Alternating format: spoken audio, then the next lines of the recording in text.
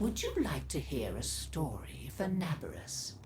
One that I told my grandchildren when they were small. Very well. Long ago, in the Orokin days, a golden people lived in spoiled luxury. If a body wore out, why, they would take a new one as easily as plucking a maprico. Such was the mystery of the Kuva. So, what became of death and disease? Oh, they were abundant, but not for the Orokin. They were above petty death.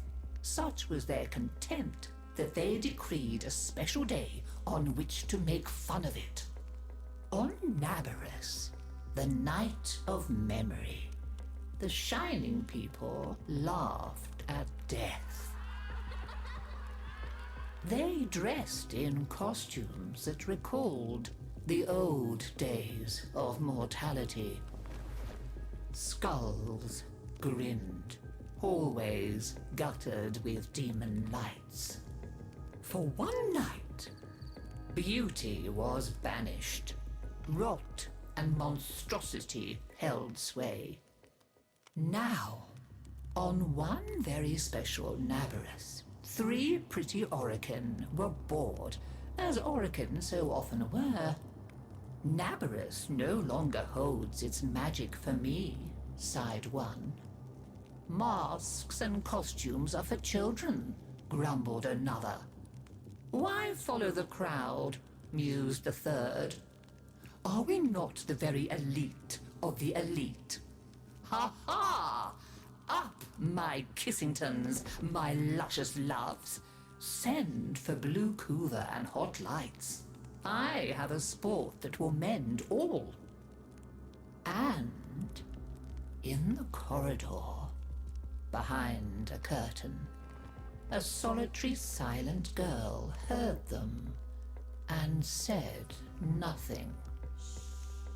Then the 3 were very wicked. For what do you think they did? Down into the streets they went, and they caught 3 poor Ostrans and bore them back to their gilded halls. One they peeled like a fruit and decked out with glassy splinters, and his naked jaws went chitter-chatter-snap. And it echoed all around. Scarlet footprints he left. Another's limbs they twisted and wrenched his neck, and made a bundle of him until he scuttled upsy-downsy like a horrid crab, with his sockets all empty and his stretched-out nose snuffling. The third they pulled thin in hand and foot. She walked spindly-wise on long tiptoes like a spider, and her entrails hung delicately down. She whispered, split-tongued and hissing as she went. Fine costumes we've made, chortled the 3 Orokin. Let us now try them on and visit our friends. What shrieking there will be!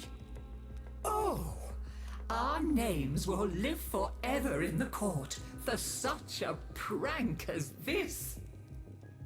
Now, the silent girl brought them their blue Kuva, so they could take on these twisted bodies for only a short time before returning to their own.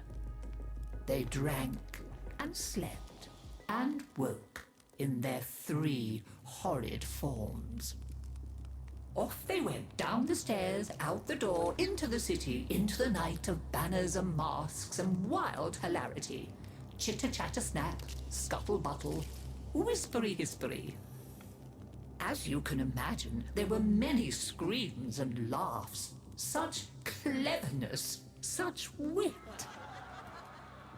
But in a high room of the tower, the silent girl looked at the faces of the 3 sleeping Orokin. She went and opened a little ivory door that she was not supposed to know about, and drew forth a flask that she would have been glassed for even looking at. A flask of crimson kuva, the scarlet seal upon continuity, permanent. And she tipped it down 3 cruel throats. With a little laugh, she went skating away, never to return.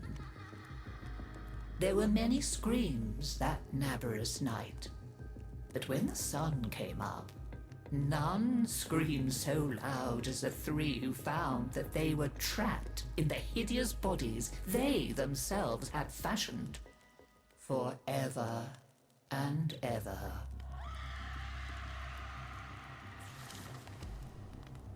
So, listen carefully, Tenno, and beware, for you may hear them coming tonight. Whispery-hispery on long stalking bones, scuttle-buttle with his eyes all empty, and skinless, dripping-handed, chitter-chatter-snap. Happy Nabarus!